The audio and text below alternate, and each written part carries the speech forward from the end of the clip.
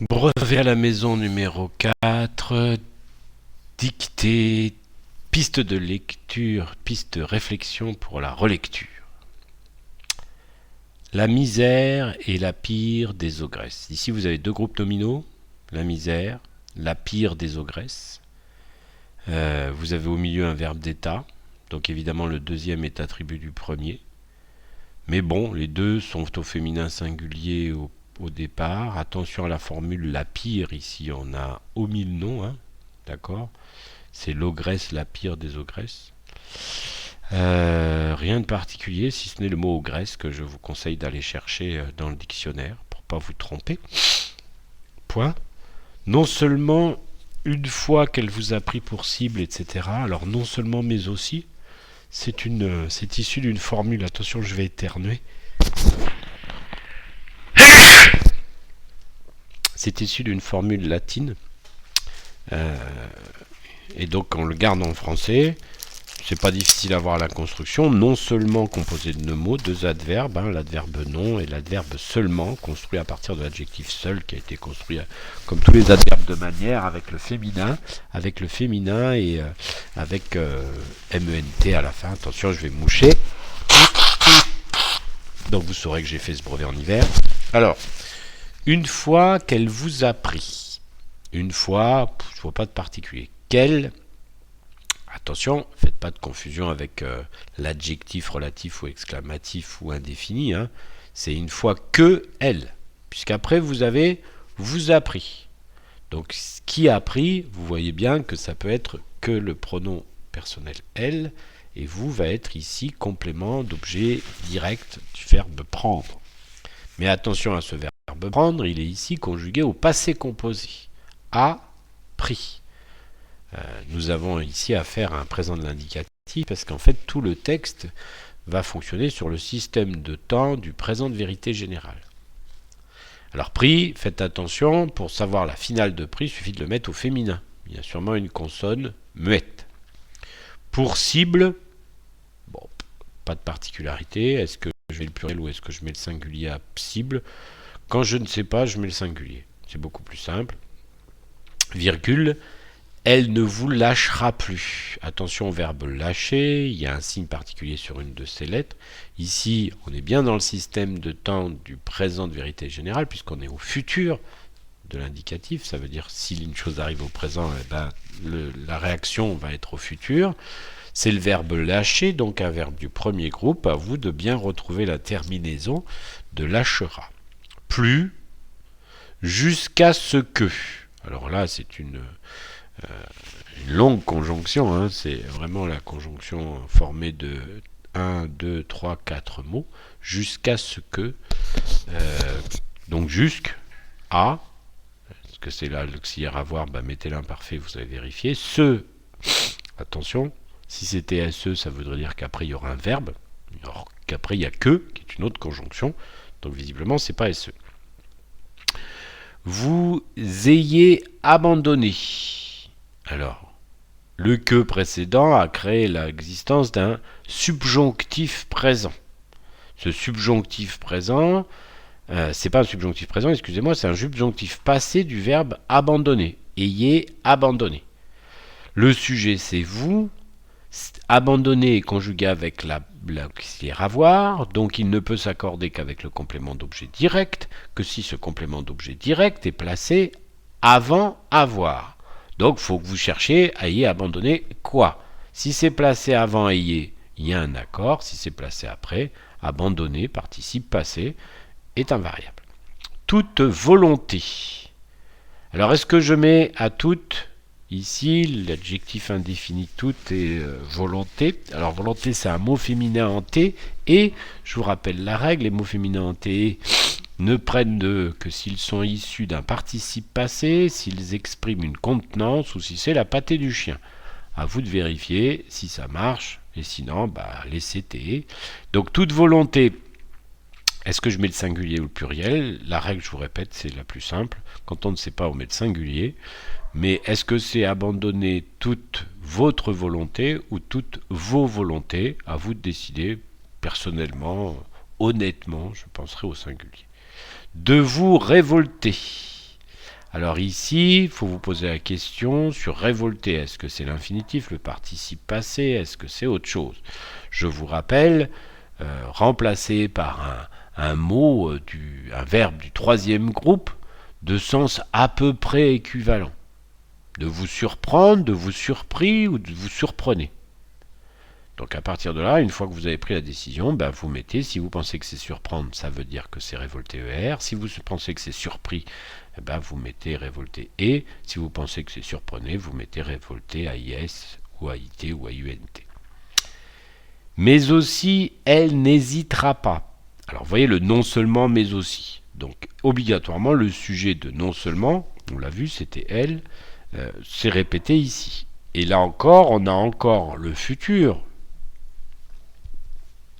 Ce futur, c'est le futur du verbe hésiter à la formule négative. Hésiter ici est toujours au futur simple de l'indicatif. C'est toujours un verbe du premier groupe. C'est toujours à vous de trouver la terminaison. À se tourner vers vos proches. Est-ce que je mets un accent ou pas? Je remplace par AV, je vois ce que ça donne. Se tourner, est-ce que c'est CE ou SE? On regarde, est-ce que vous pouvez dire me tourner? Est-ce que me tourner vers mes proches? À vous de voir. Si vous pensez qu'on ne peut pas, ça serait ce CE, mais qui deviendrait sujet de tourner. À vous de voir, ça peut marcher. Et tourner ici, là encore, il faut chercher la terminaison en le remplaçant par un verbe du troisième groupe de sens équivalent à se prendre. C'est pas terrible, mais bon. Est-ce que je dis à se prendre, à se pris, à se prenez? À vous de décider. Vers, ça a donné le mot. Enfin, c'est rigolo parce que vers, ça vient de versus, qui a redonné versus en anglais. Donc, il y a visiblement une consonne muette qui ne veut pas lâcher. Vos proches. Ici, proche, c'est transformé en nom commun. Il a un déterminant qui est un adjectif possessif vos. C'est à vous de voir si ça inclut le singulier ou le pluriel. Pour leur faire endurer. Leur, ici, c'est un pronom. Alors, dans le cas où il est pronom, il est invariable. Ça veut dire à eux.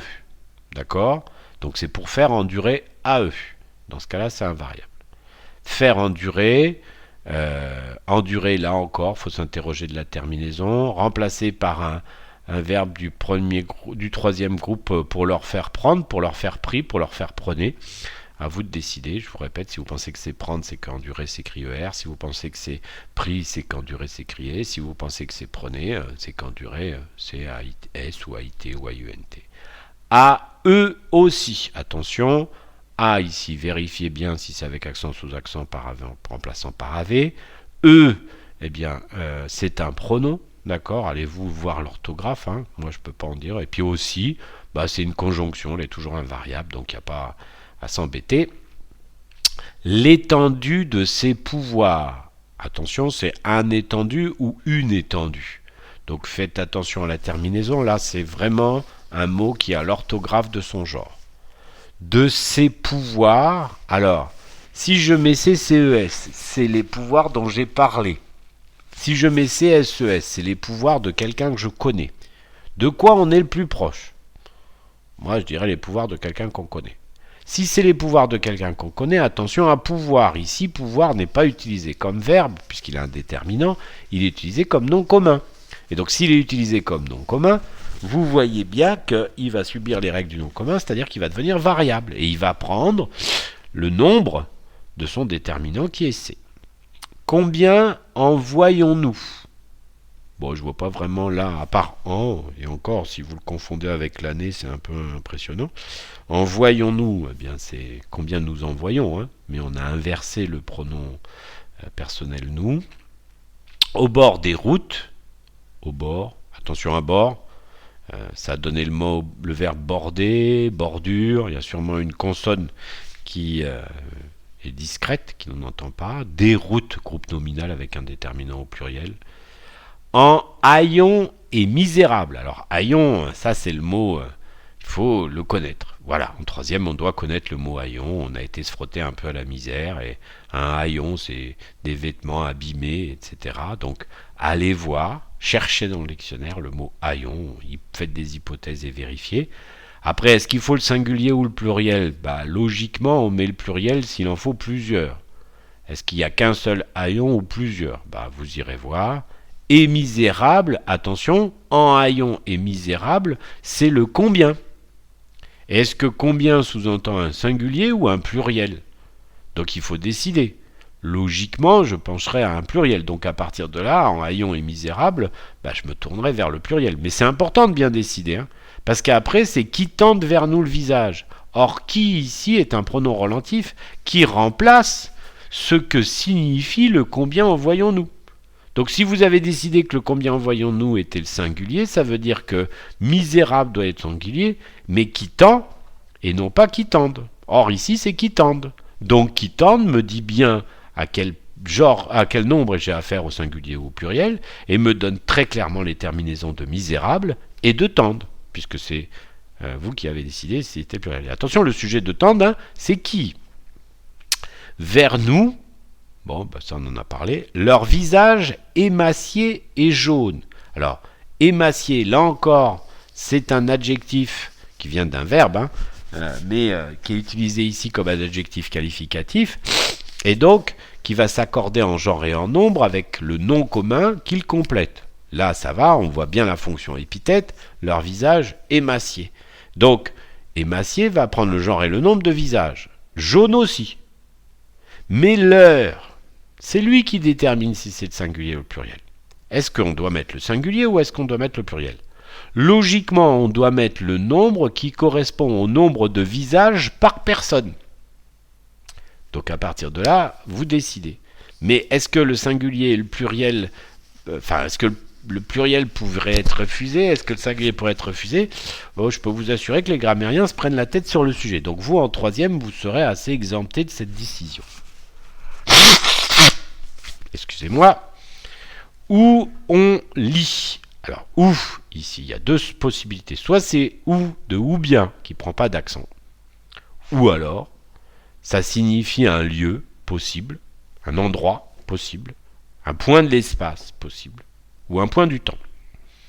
Vérifiez, émacié jaune ou bien on lit. Si ça ne marche pas terriblement, c'est avec accent.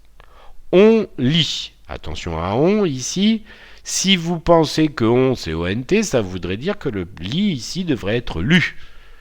Si c'est lit, c'est le verbe lire, au présent de l'indicatif, c'est bien ce présent de vérité générale, ça veut dire que on est sujet. Et donc, il a une écriture de on sujet. Les façons de la monstre. Façon, j'attirerai votre attention qu'on a un son se devant on.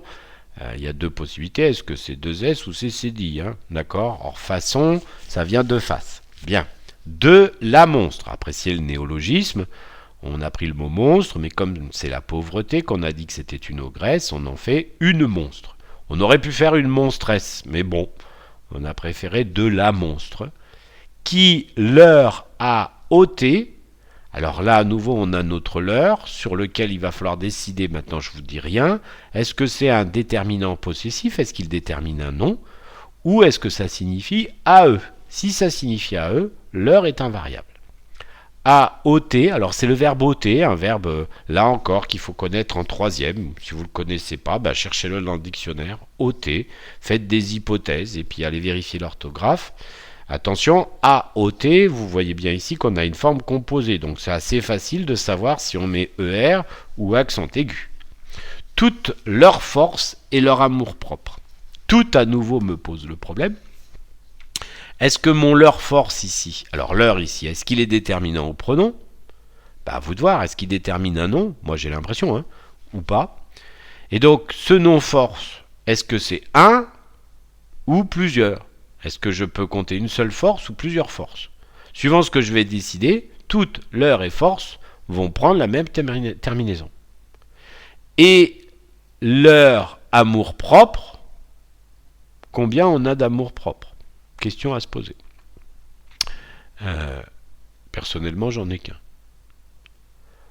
Pour les transformer, pour les rendre, les rendus, les rendez.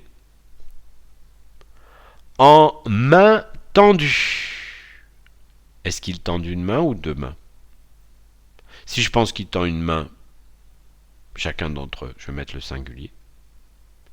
Si je pense qu'ils tendent leurs mains, plusieurs mains, leurs deux mains, je mettrai le pluriel. Tendu, attention, ici c'est un participe passé employé comme adjectif qualificatif. Et donc, comme les adjectifs qualificatifs, ils vont prendre les marques de genre et de nombre du nom qu'ils complètent en étant épithète. Ici, tendu est épithète de main. Et en sourire servile, est-ce que j'ai qu'un seul sourire? Est-ce que j'ai plusieurs sourires? Là encore, à vous de décider. Mais une fois que vous aurez décidé, sourire et servile auront la même terminaison.